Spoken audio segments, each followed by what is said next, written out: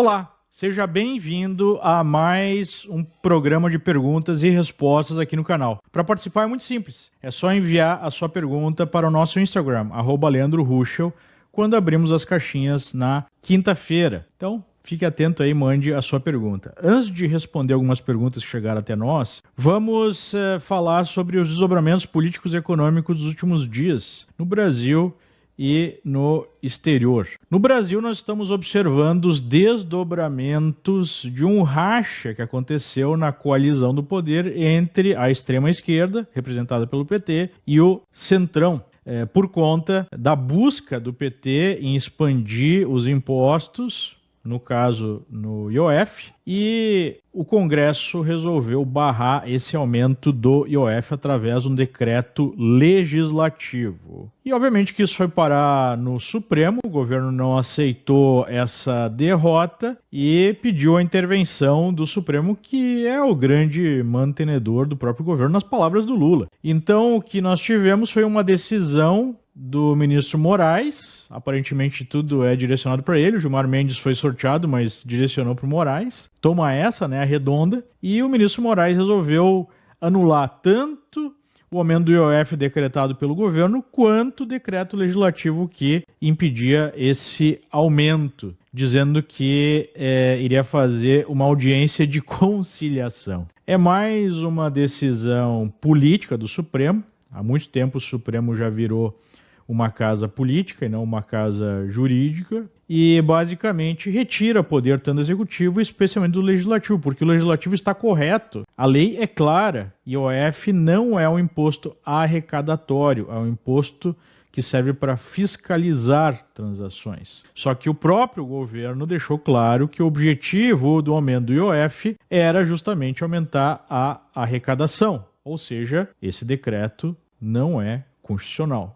E fez certo o legislativo, tem prerrogativa para isso, de ter derrubado o decreto. Isso demonstra uma série de coisas interessantes. Primeiro, já há uma divisão no Supremo, porque se houvesse um alinhamento completo com a esquerda, com Lula, simplesmente haveria uma decisão de sustar a decisão do Congresso. Isso não aconteceu. Por quê? Porque há essa disputa interna do Supremo. O Supremo não é um poder que age de forma isolada. O poder do Supremo está ancorado no poder do establishment brasileiro, e esse establishment brasileiro é representado pelo Centrão. Foi interessante para o Centrão tirar o Lula da cadeia, colocar na presidência como movimento maior de blindagem de todo o establishment. Tanto é que não foi só o Lula, praticamente todos os líderes políticos tiveram as suas condenações anuladas lá pelo Supremo na Lava Jato. Só que o Centrão diverge da extrema-esquerda do PT em relação a qual deve ser a direção do Brasil, especialmente a direção econômica. Enquanto o PT enxerga como modelo a Venezuela,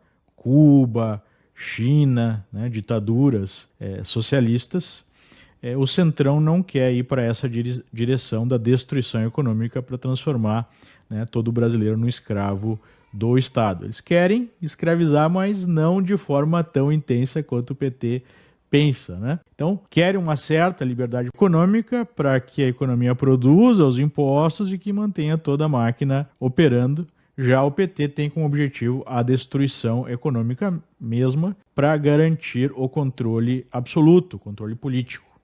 E obviamente que não há aí essa confiança do Centrão como participaria num sistema desse. E aí, por conta desse programa claro do Lula, que é quebrar o país através do aumento sistemático de despesas e através do aumento sistemático de impostos, nós tivemos a radicalização do discurso, com a esquerda utilizando as suas milícias digitais para atacar o Congresso, para atacar o presidente da Câmara, poupando um pouco o presidente do Senado, que é mais próximo ao PT, chamando até o Congresso de inimigo do povo, utilizando toda essa estrutura digital, influencers e vídeos com inteligência artificial para isso. O irônico disso tudo é que eles fazem exatamente o que acusam a direita de fazer. Enquanto na direita a maior parte desse processo é de fato orgânico, sem uma centralização, na esquerda há entidades, políticos, pessoas umbilicamente ligadas ao PT desenvolvendo essas estratégias que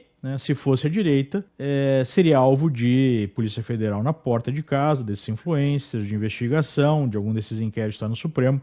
Então, o que a gente vê no Brasil é mais um exemplo de dois pesos e duas medidas, né? A justiça que opera de forma diferente dependendo de quem faz certas coisas não é mais justiça, é apenas um mecanismo de repressão política, né? Qual é o lado positivo disso tudo? O lado positivo é que essa disputa, esse conflito, é o único caminho viável, aparentemente, politicamente no momento, para promover a retirada do descondenado da presidência e colocar um outro rumo no país.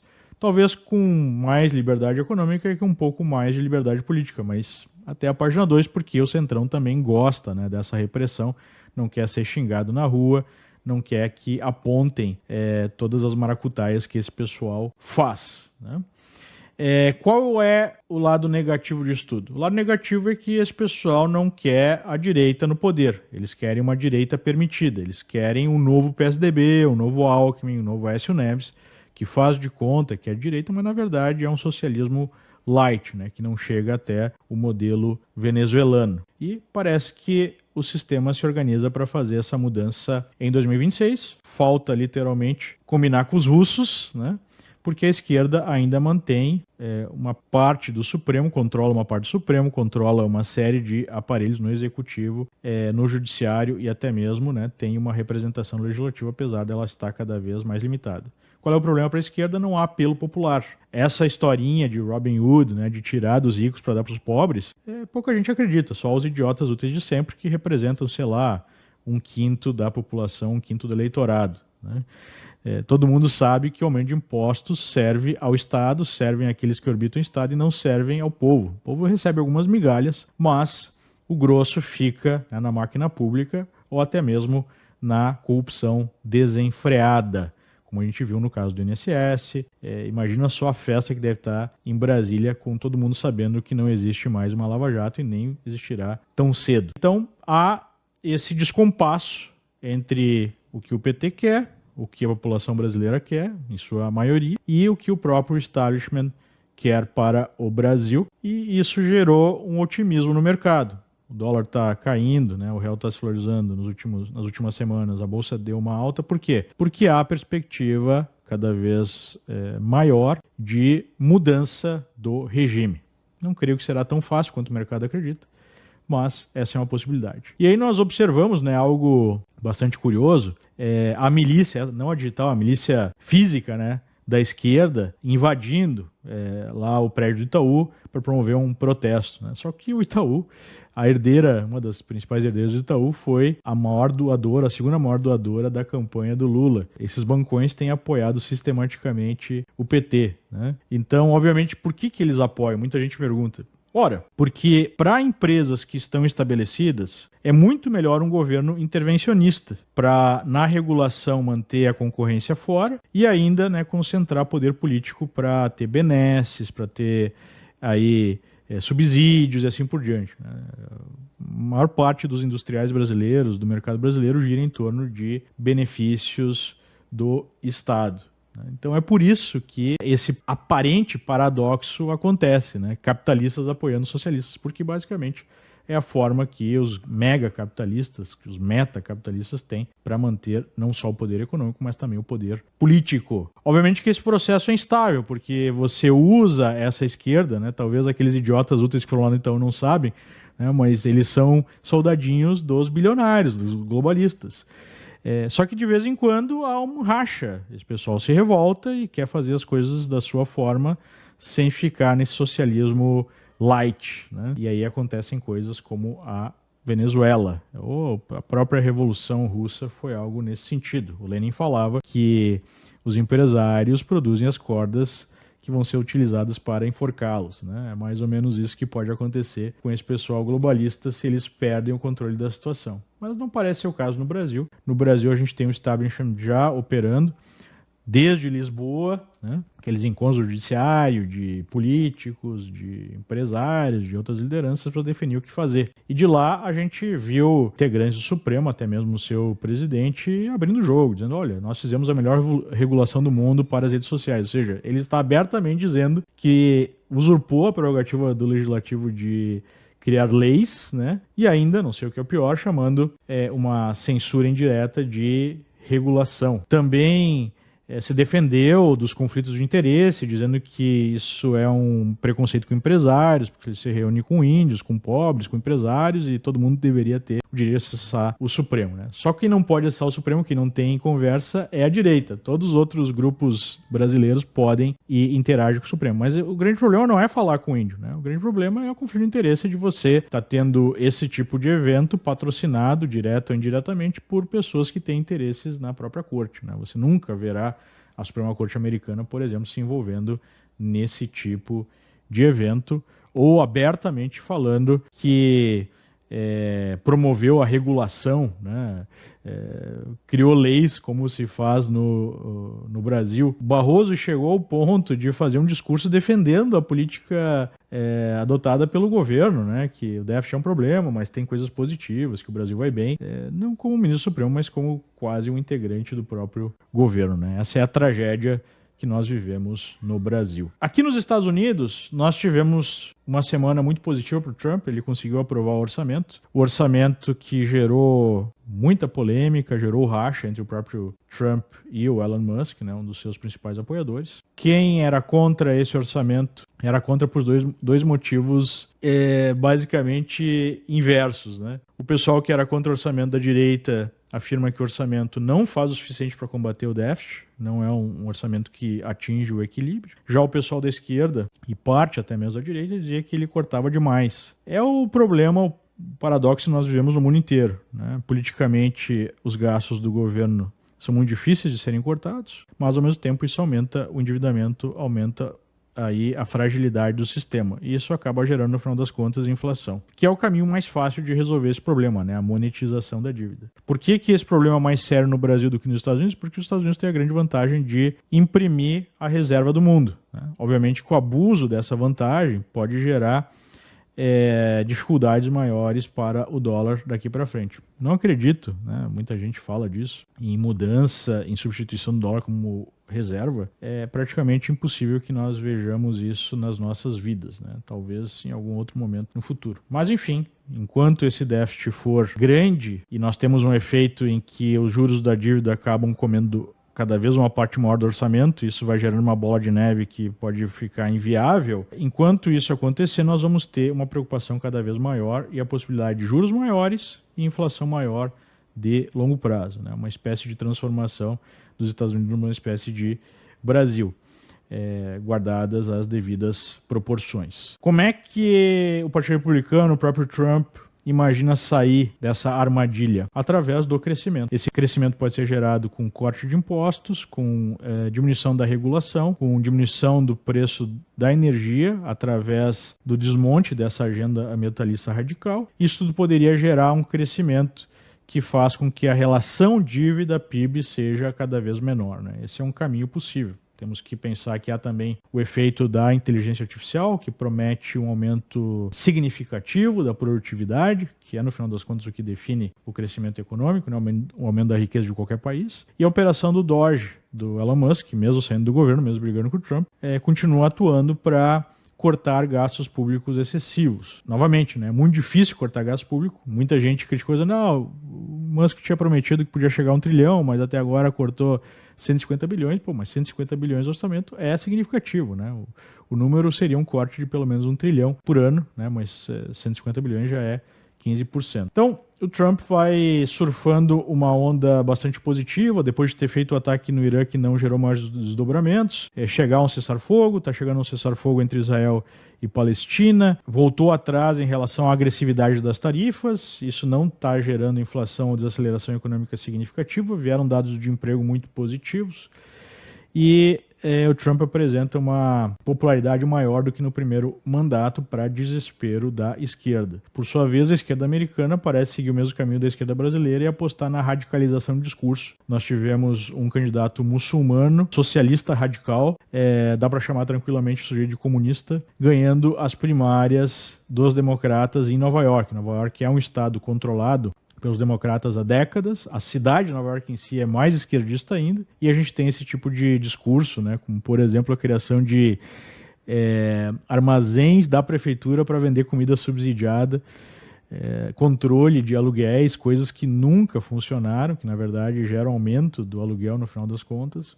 Mas é esse tipo de discurso que o Partido Democrata está desenvolvendo, o partido vai se radicalizando, e isso é muito positivo para a direita americana, porque, tirando esses bolsões de extrema esquerda, como São Francisco, como, sei lá, Portland, como Chicago, como Nova York, o resto dos Estados Unidos não tem essa postura, ou não tem, né, essa massa mínima de extremistas de esquerda. Isso faz com que eles percam eleições maiores, né? Eleições para o Congresso, eleições presidenciais, para governo de vários estados. Então eles vão ficando num nicho cada vez mais limitado, e isso vai radicalizando. Eles sim radicalizam o discurso, né? O que eles chamam de polarização de radicalização é a manutenção dos valores americanos, por exemplo. Então, essas foram as principais notícias da semana com as suas análises, e agora vamos partir para responder algumas perguntas. Roubo no Banco Central de 1 a 3 bi. Quais as consequências? Tesouro terá que cobrir o déficit? Não, né? A princípio, esse roubo aparentemente não chegou a esses valores. A maior parte desses valores já foi recuperado, mas o prejuízo